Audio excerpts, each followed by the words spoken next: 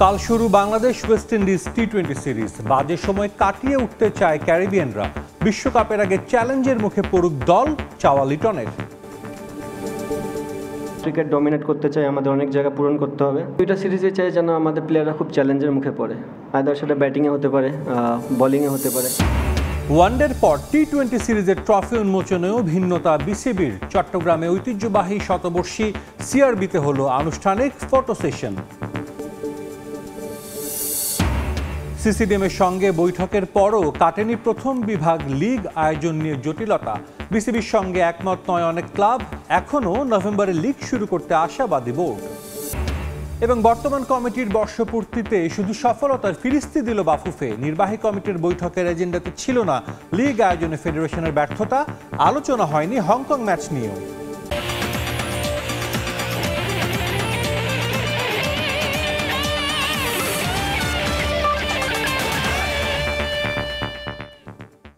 শুরুতেই Bangladesh West Indies টি-20 সিরিজের খবর। সাগরিকায় সিরিজের প্রথম ম্যাচে কাল ক্যারিবিয়ানদের মুখোমুখি হবে টাইগাররা।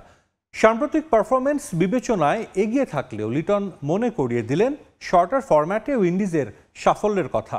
বিশ্বকাপের আগে টাইগার অধিনায়কের প্রত্যাশা চ্যালেঞ্জিং ম্যাচের। অন্যদিকে খারাপ সময় কাটিয়ে উঠতে মরিয়া ওয়েস্ট ইন্ডিজ। চট্টগ্রামের ব্যাটিং সহায়ক উইকেটেই সেই প্রত্যাশা পূরণ হবে বলে বিশ্বাস অধিনায়ক সেই হোপের। বীরশ্রেষ্ঠ মতিউর রহমান স্টেডিয়ামে ম্যাচ শুরু সন্ধ্যা 6টায়। চট্টগ্রাম থেকে আশরাফুল আলমের ক্যামেরায় বিস্তারিত তামিম হোসেনের ম্যাচ প্রিভিউতে।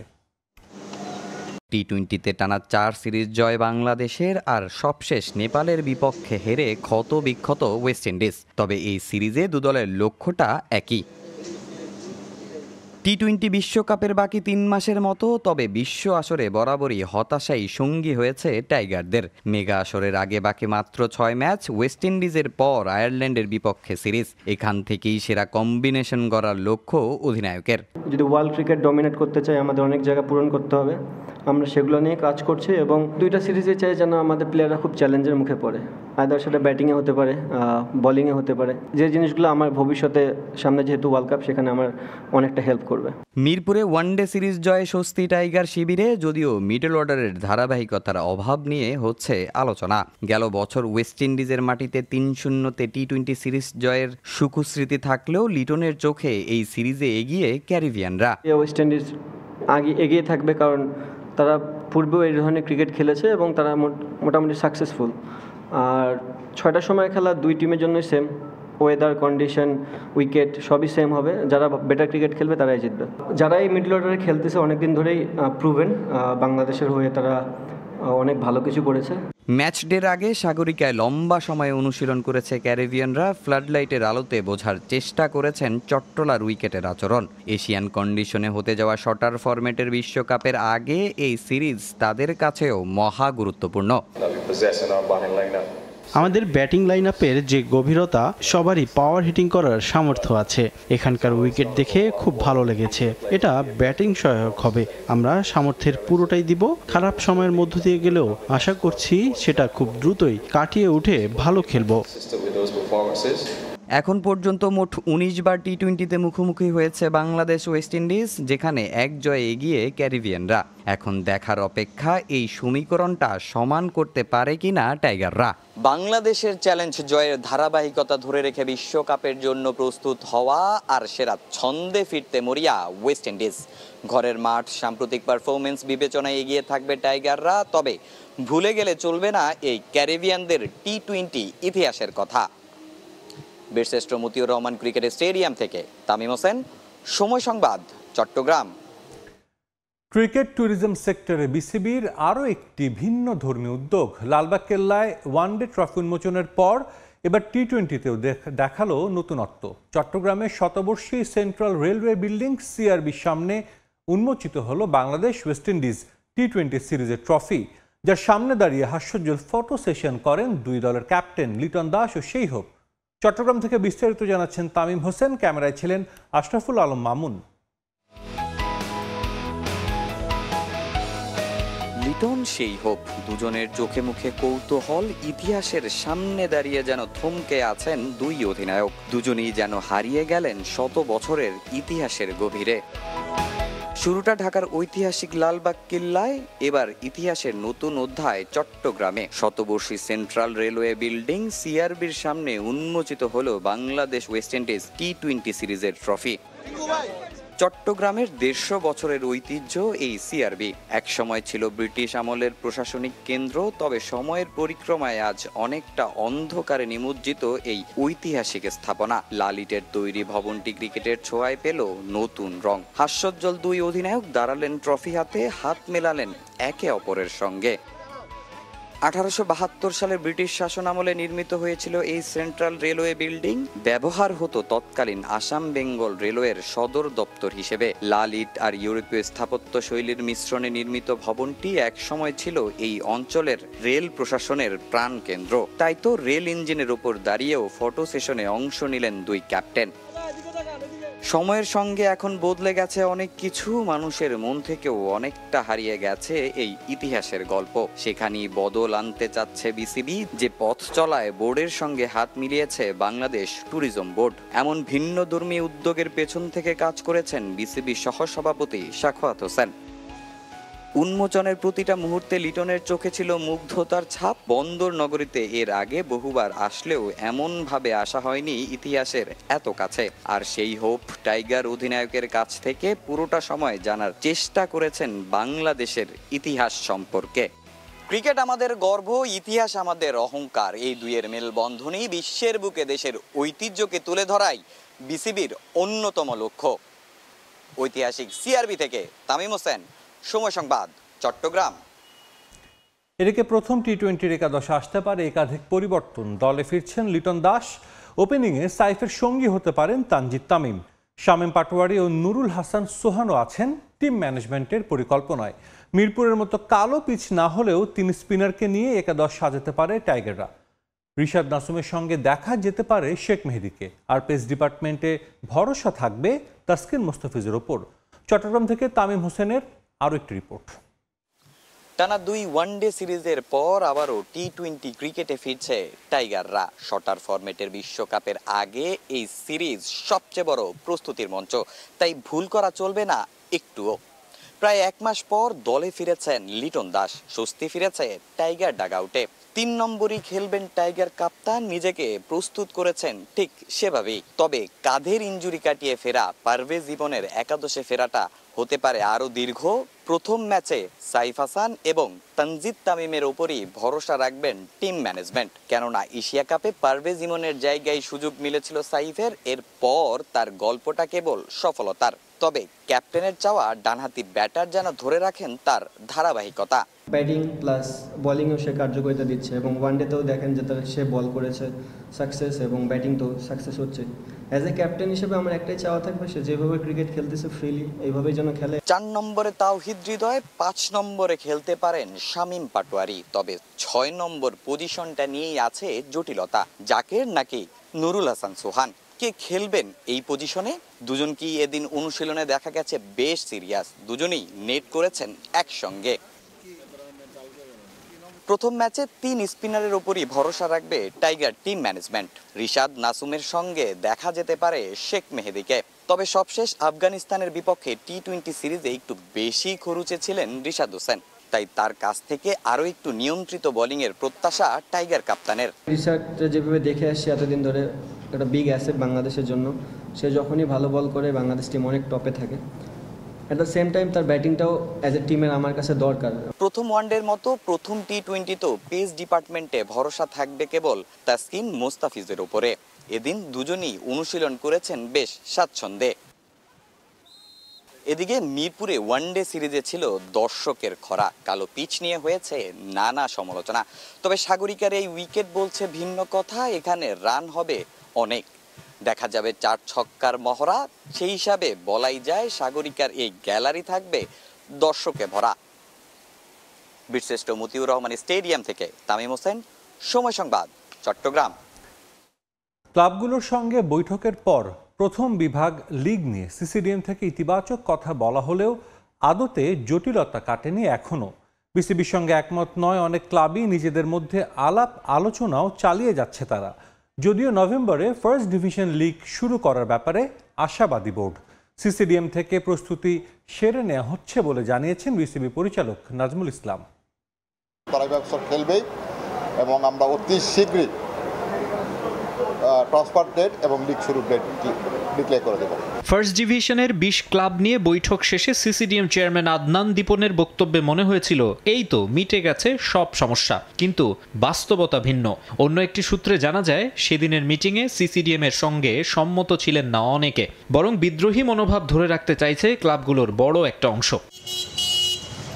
রাজধানীর বিভিন্ন স্থানে নিজেদের মধ্যে আলাপ চালাচ্ছেন তারা। শুধু মৌখিক নয়, ঐক্য নিশ্চিতে অঙ্গীকারনামা করে স্বাক্ষর রাখার কথাও নাকি ভাবা হচ্ছে। ঢাকার ৭৬ ক্লাবের অধিকাংশ এখনও বিদ্রোহের অবস্থানে আছে বলে দাবি তাদের, এবং সেখানে রয়েছে ফার্স্ট ডিভিশনের বেশ কয়েকটি। নিজেরা বর্জনের কথা সরাসরি না বলে লিগ বাতিলের মতো পরিস্থিতি সৃষ্টির অপকৌশল হিসেবে এটিকে দেখছেন অনেকেই। যদিও বোর্ড থেকে এখনও সবকিছু স্বাভাবিকভাবে দেখানোর চেষ্টা করা হচ্ছে। শোনা যাচ্ছে নভেম্বরের ৫-৬ তারিখ দলবদল আর ১৮ তারিখ প্রথম বিভাগ লীগ মাঠে গড়ানোর বিষয়ে কাজ এগিয়ে রাখছে সিসিডিএম, যদিও তা চূড়ান্ত হয়নি। সিসিডিএম ও ক্লাবগুলোর বৈঠকে উপস্থিত থাকা বিসিবি পরিচালক জানান, জটিলতা থাকলেও ঘরোয়া লীগ নিয়ে আশাবাদী তারা। একসময় থার্ড ডিভিশন থেকেও শুরু হয়েছে, আবার একসময় প্রিমিয়ার লিগ থেকেও শুরু হয়েছে। There is nothing hard and fast rule যে এটাই হতে হবে, এটাই না হলে হবে না, এরকম কোনো রুল ছিল না। তবে একটা জিনিস ঠিক যে এই জিনিসগুলি ডিসাইড করার দায়িত্ব হচ্ছে BCB as a governing body, এবং বিসিবির পক্ষে এই কাজগুলি করে সিসিডিএম। কেউ ডিসএগ্রি করেনি খেলবে না, কেউ যদি খেলতে না চায় অথবা কেউ যদি খেলার মাঠে না আসে তাহলে নিশ্চয়ই এটার জন্য বাইলজের মধ্যে কিছু থাকে। ক্লাবগুলোর লিগ বর্জনের হুমকির বিষয়ে গেল ৮ অক্টোবর বোর্ড থেকে আনুষ্ঠানিকভাবে জানানো হয়েছিল ক্রিকেটারদের আর্থিক নিশ্চয়তার দিকটি প্রাধান্য দেয়া হচ্ছে। ঢাকা প্রিমিয়ার লিগ, প্রথম, দ্বিতীয় ও তৃতীয় বিভাগ লিগ, ফার্স্ট ডিভিশন টি-20 league, third division qualifying league এবং সিসিডিএম চ্যালেঞ্জ কাপ ক্যালেন্ডার অনুযায়ী আয়োজনের প্রতিশ্রুতিও দেয় বিসিবি। তবে সত্যিকার অর্থে কিছু চ্যালেঞ্জ রয়ে গেছে এখনও। মাকসুম আলম খান, সময় সংবাদ, ঢাকা। ফুটবল প্রসঙ্গ, গেল ১ বছরের সফলতার লম্বা ফিরিস্তি দিলেও ব্যর্থতা উপেক্ষা করেছে ফুটবল ফেডারেশন। নির্বাহী কমিটির বৈঠকে এজেন্ডাতেই ছিল না পেশাদার লিগ, মহানগর ফুটবল লিগের ব্যর্থতা সহ আরও কিছু ইস্যু। এমনকি গুরুত্ব পায়নি হংকংয়ের বিপক্ষে বাংলাদেশের পারফরমেন্স পর্যালোচনা কিংবা সাফ জয়ী নারী ফুটবলারদের বকেয়া থাকা বাফুফে কর্তৃক প্রতিশ্রুত ১.৫ কোটি টাকার অর্থ পুরস্কার। প্রথমবারের মতো বাংলাদেশ জাতীয় নারী ফুটবল দল খেলবে এএফসি এশিয়ান কাপের ফাইনাল রাউন্ডে। গেল ১ বছরের সফলতার লম্বা ফিরিস্তি বাফুফের। অর্জন থাকলে তা বড় গলায় বলাটা স্বাভাবিক, কিন্তু গেল ১ বছরে পেশাদার লীগ, মহানগর ফুটবল লীগ সহ আরো কিছু জায়গায় যে ব্যর্থতা আছে সেটা তো ভুলে গেলে চলবে না। টোটাল এগুলো নিয়ে কোনো আলাপ আলোচনাই হয় না, যদি হইতো আমাদের বলতে তো অসুবিধা নাই। নির্বাচিত হওয়ার বর্ষপূর্তির দিনে নির্বাহী কমিটির বৈঠক। এজেন্ডায় ৫টি বিষয় থাকলেও শুধুমাত্র গঠনতন্ত্র ইস্যুতে দিন পার। প্রায় ৪ ঘন্টা ধরে হয়েছে আলোচনা, তবুও সিদ্ধান্তে পৌঁছাতে পারেননি নির্বাহী কমিটির সদস্যরা। গঠনতন্ত্র নিয়ে আমাদের অনেক আলাপ আলোচনা হয়েছে, আমরা এখনো এটা শেষ করতে পারি নাই। 50-60% আমরা কমপ্লিট করতে পেরেছি। নির্বাহী কমিটির এই বৈঠকে আশ্চর্যজনকভাবে ছিল না বাংলাদেশের হংকং ম্যাচের পারফরমেন্স ইস্যু। ভালো সম্ভাবনা থাকার পরও জামালরা হাতছাড়া করেছেন এশিয়ান কাপে খেলার সম্ভাবনা, যে দায় এড়াতে পারেন না হাভিয়ার কাবরেরা। অথচ এই এজেন্ডা নিয়ে আলোচনা করার প্রয়োজনই বোধ করেননি কেউ। আমাদের এই ব্যাপারে কোনো আলাপ আলোচনা হয় নাই, কারণ এটা সম্পূর্ণ কিন্তু ন্যাশনাল টিম ম্যানেজমেন্ট কমিটির ব্যাপার। কিন্তু তারপরেও ইচ্ছা করলে আমাদের বডির যে কেউ কোনো আলাপ এটা তুলতেই পারত, কিন্তু কেউ কখনো এইসব ব্যাপারে কোনো আলাপ আলোচনা আমাদের হয় নাই। আলোচনা হতে পারত সাফজয়ী নারীদের জন্য ঘোষিত ১.৫ কোটি টাকা নিয়েও। প্রায় বছর খানেক আগে এই পুরস্কার ঘোষণা করে বাফুফে, কিন্তু এখনো সেখান থেকে কানাকড়িও পাননি ফুটবলাররা। আলাপ আলোচনা করতেছি এবং আমরা মেয়েদেরকে পর্যাপ্ত পরিমাণে সুবিধা দেওয়ার জন্য তারা আমাদেরকে রেজাল্ট দিচ্ছে, এবং এই রেজাল্টের পরিপ্রেক্ষিতে তাদের ব্যাপারে আমরা কিন্তু অনেক আমাদের সবাই কিন্তু মন মানসিকতা তাদেরকে কিভাবে সন্তুষ্ট করা যায়। আগামী ২৩ নভেম্বর ঢাকায় আসবেন এএফসি সভাপতি সালমান বিন ইব্রাহিম আল খলিফা। সাফ অফিস পরিদর্শন শেষে পরের দিন বাফুফেতে তার আনুষ্ঠানিকতা। এশিয়ান ফুটবলের বড় কর্তার মাধ্যমে কিভাবে উপকৃত হতে পারে বাংলাদেশের ফুটবল, আপাতত এই বিষয় নিয়ে ব্যস্ত বাফুফে। এস এম ইকবাল, সময় সংবাদ, ঢাকা। এশিয়ান কাপের প্রস্তুতি স্বার্থে দ্বিতীয় আন্তর্জাতিক ফিফা ফ্রেন্ডলিতে শক্তিশালী থাইল্যান্ডের মুখোমুখি হবে বাংলাদেশ। প্রথম ম্যাচে তিক্ত অভিজ্ঞতা থাকলেও দল নিয়ে আত্মবিশ্বাসী হেড কোচ পিটার বাটলার। ম্যাচের আগে বাস্তবতা মেনে নিয়েছেন বাংলাদেশ কোচ। জয় নয়, ভালো ফুটবল খেলাটাই তার দলের মূল লক্ষ্য। ব্যাংককে ম্যাচ শুরু হবে সোমবার বাংলাদেশ সময় বিকেল 5টায়। মিশন অস্ট্রেলিয়ার প্রস্তুতি স্বার্থে থাইল্যান্ডে গিয়েছিল বাংলাদেশ নারী ফুটবল দল। সেই সঙ্গে দল গুছিয়ে নারী এশিয়ান কাপের আগে সেরা টিম কম্বিনেশন তৈরি করার লক্ষ্য ছিল হেড কোচ পিটার বাটলারের। তবে থাই নারীদের বিপক্ষে 2 প্রীতি ম্যাচের প্রথমটির ফলাফল আসেনি আফিদা ঋতুপর্ণাদের পক্ষে। 3-0 গোলে হারের ম্যাচে প্রত্যাশিত পারফরমেন্স করতে পারেনি বাংলাদেশ নারী ফুটবল দল। থাইল্যান্ডের রোমসাই ফুটবল গ্রাউন্ডে তাই দ্বিতীয় ম্যাচের আগে শিষ্যদের নিয়ে সিরিয়াস কোচ পিটার বাটলার। কাজ করেছেন আগের ম্যাচের ভুলগুলো নিয়ে, বিশেষ নজর দিয়েছেন কৌশল ও সেট পিসে। নিজের শিষ্যদের নিয়ে আত্মবিশ্বাসী বাংলাদেশ কোচ। দলে অনেক পরিবর্তন এসেছে। আগের ম্যাচে মেয়েরা যেভাবে খেলেছে তাতে আমার কোনো সমস্যা নেই। কিছু ভুল ছিল, সেগুলো নিয়ে কাজ করেছি। তারা ভালো ফুটবল খেলছে, তবে আমাদের প্রত্যাশা আরো বেশি ছিল, যা পূরণ হয়নি। বেশ কয়েকজন ফুটবলার তাদের সেরাটা দিতে পারেনি। মেয়েরা লড়াকু মানসিকতার এবং আমার বিশ্বাস তারা ঘুরে দাঁড়াবে। বাংলাদেশ থেকে শক্তিমত্তায় ঢের এগিয়ে থাইল্যান্ড। র্যাঙ্কিংয়ে 51 ধাপ এগিয়ে থাকা এই দলটার সাইড বেঞ্চও বাংলাদেশের চেয়ে শক্তিশালী বলে মনে করেন পিটার বাটলার। প্রথম ম্যাচে যার প্রমাণ মিলেছে, তাই বাস্তবতা মেনে আপাতত জয়ের চিন্তা ঝেড়ে ফেলে ভালো ফুটবল খেলাটাই লক্ষ্য নারী দলের হেড কোচের। আমি যতটুকু জানি, এই 2 প্রীতি ম্যাচের আগে শেষবার যখন বাংলাদেশ থাইল্যান্ডের মুখোমুখি হয়েছিল তখন আমরা 9 গোল হজম করেছিলাম। তারা আমাদের থেকে অনেক শক্তিশালী। আপনাকে সত্যটা মেনে নিতে হবে, আমরা তাদের পর্যায়ে ফুটবল খেলি না। তাদের বেঞ্চের দিকে তাকান, সেখানেও পুরো একটা টিম রয়েছে যারা আমাদের থেকে শক্তিশালী। তাই বাস্তববাদী হতে হবে। সবাই জয় পেতে চায়, আমিও ব্যতিক্রম নই। তবে এখানে জয়টা মুখ্য নয়, আমাদের ভালো ফুটবল খেলতে হবে এবং মেয়েদের থেকে সেরা পারফরমেন্সটা বের করে আনতে হবে। এখন পর্যন্ত থাইল্যান্ডের বিপক্ষে 2টি প্রীতি ম্যাচ খেলেছে বাংলাদেশ দল। প্রথম ম্যাচে 9-0 গোলে হারের পর দ্বিতীয় ম্যাচে ব্যবধান কমিয়ে 3-0 গোলে হেরেছে আফিদা খন্দকাররা। ফাহিম ইসলাম, সময় সংবাদ। দক্ষিণ এশিয়ান অ্যাথলেটিক্সে আরও 2টি পদক জিতেছে বাংলাদেশ। ভারতে চলছে দক্ষিণ এশিয়ান অ্যাথলেটিক্স, যেখানে গতকাল 4x100 মিটারে ব্রোঞ্জ জিতেছিল বাংলাদেশ।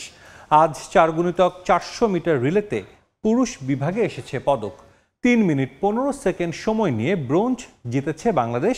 ট্র্যাকে দৌড়েছেন মোহাম্মদ মাসুদ রানা, তারেক, নাজিমুল হোসেন রনি ও লুসাদ ইসলাম।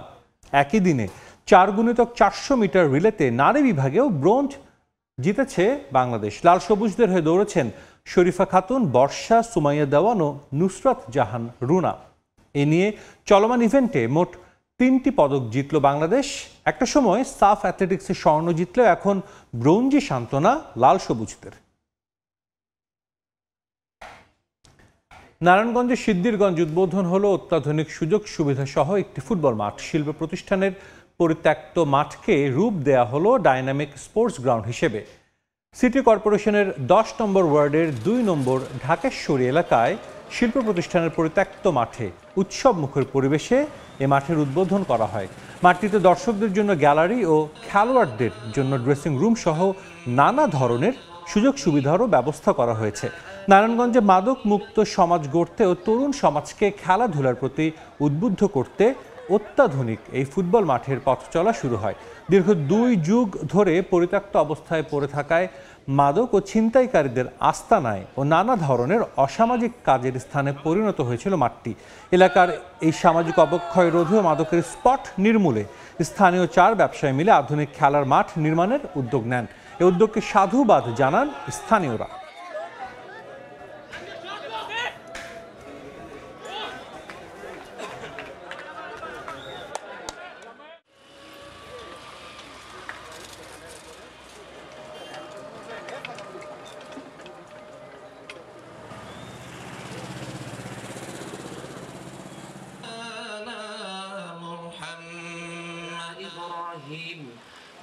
প্রশাসনের নীরবতার কারণে আরও বেশি মাদকের আস্তানা হয়ে গেছে এই পুরো 8 নং এবং 10 নং ওয়ার্ড। এরই মাঝে এই স্পোর্টস যে গ্রাউন্ডটা করেছে এতে কিছু হলেও আমরা আশার আলো দেখতে পাচ্ছি। খেলাধুলা এবং এগুলোর সাথে যদি আমাদের যুব সমাজ জড়িত থাকে তাহলে আশা করি আমাদের যুব সমাজকে মাদক, জুয়া এবং অন্যান্য নেশা জাতীয় পথ থেকে তাদেরকে বিরত রাখা যাবে। যারা ইয়ং আছে বা সব বয়সের যারা আছে সবাই এখানে খেলাধুলা করবে, এনজয় করবে। অনেকেই আমাদের এখানে খেলাধুলার জন্য বলতেছে যে তারা খেলবে, বুকিং দিচ্ছে এবং আমরা খুবই সাড়া পাচ্ছি এই বিষয়টাতে। কুমিল্লায় অনুষ্ঠিত হলো মাদক বিরোধী ফুটবল টুর্নামেন্টের ফাইনাল। ভাষা সৈনিক শহীদ ধীরেন্দ্রনাথ দত্ত স্টেডিয়ামে অনুষ্ঠিত হয় এই ম্যাচ। কুমিল্লার 4টি উপজেলা দল নিয়ে মাদক দ্রব্য নিয়ন্ত্রণ অধিদপ্তর জেলা কার্যালয় আয়োজন করে এই টুর্নামেন্ট। জমকালো ফাইনালে মুখোমুখি হয় সদর দক্ষিণ উপজেলা ও বুড়িচং উপজেলা একাদশ। হাড্ডাহাড্ডি লড়াই শেষে 1-0 ব্যবধানে জয় তুলে নেয় বুড়িচং একাদশ। মাদক নিয়ন্ত্রণে সামাজিক সচেতনতা তৈরি করতেই এই টুর্নামেন্টের আয়োজন বলে জানান জেলা প্রশাসক। খেলাধুলার মাধ্যমে তরুণ সমাজকে মাদক থেকে দূরে রাখাই লক্ষ্য বলে জানান আয়োজকরা। ভবিষ্যতে স্কুল ও কলেজ পর্যায়েও এই টুর্নামেন্ট আয়োজন করতে চান তারা। 1-0 গোলে জয়ী হয় বুড়িচং। এই খেলা আয়োজনের মাধ্যমে আমরা সমাজকে বার্তা দিতে চাই যে বিনোদন, মাদক কখনো বিনোদন হবে না, বিনোদন হবে সুস্থ বিনোদন। এটা যে কোনো খেলা হতে পারে, ফুটবল হতে পারে, ক্রিকেট হতে পারে, কাবাডি হতে পারে। ভবিষ্যতে আমরা এটাকে আর স্কুল পর্যায়ে এবং কলেজ পর্যায়ে আমরা চাচ্ছি যে মাদক বিরোধী জনসচেতনতাকে জনসাধারণের দোরগোড়ায় পৌঁছে দিতে। আউটডোর যে খেলাগুলো, football, cricket, badminton, tennis, loan tennis, এই বিষয়গুলো আমরা চাই যে আরও বৃদ্ধি পাক, অর্থাৎ কোনো একটি কাজে তারা ব্যস্ত থাকুক পড়ালেখার পাশাপাশি। 11 বছর পর লক্ষ্মীপুরে শুরু হলো জেলা প্রশাসক গোল্ড কাপ ফুটবল টুর্নামেন্ট। জেলা স্টেডিয়াম মাঠে বর্ণাঢ্য আয়োজনের মধ্য দিয়ে এই টুর্নামেন্টের উদ্বোধন করা হয়। টুর্নামেন্টে 10টি দল অংশ নেবে। উদ্বোধনী ম্যাচে মুখোমুখি হয় চন্দ্রগঞ্জ থানা একাদশ ও রামগতি পৌরসভা একাদশ। প্রতিদ্বন্দ্বিতাপূর্ণ খেলায় চন্দ্রগঞ্জ থানা একাদশকে 3-1 গোলে হারিয়েছে রামগতি পৌরসভা একাদশ। উদ্বোধনী অনুষ্ঠানে প্রধান অতিথি হিসেবে উপস্থিত ছিলেন জেলা প্রশাসক। উৎসবমুখর পরিবেশে খেলা আয়োজন করতে পেরে সন্তুষ্টি প্রকাশ করেন আয়োজকরা। তরুণ প্রজন্মকে মাদক থেকে ফেরাতেই এই আয়োজন বলেও জানান তারা।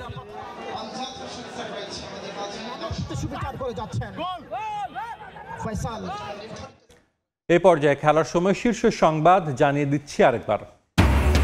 কাল শুরু ওয়েস্ট ইন্ডিজ বাংলাদেশ টি-20 সিরিজ। বাজে সময় কাটিয়ে উঠতে চায় ক্যারিবিয়ানরা। বিশ্বকাপের আগে চ্যালেঞ্জের মুখে পড়ুক দল, চাওয়া লিটন দাসের।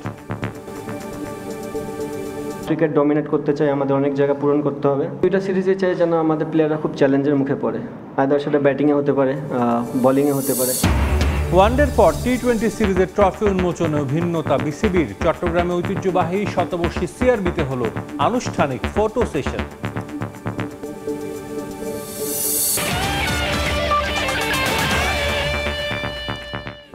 এই ছিল খেলার সময়। প্রবাসের সময়ের সঙ্গে থাকবেন অর্জিতা শেহজিন। ধন্যবাদ সাজিদ। প্রবাসের সময় নিয়ে আসছে কিছুক্ষণ পর, সঙ্গে থাকুন সময়ের।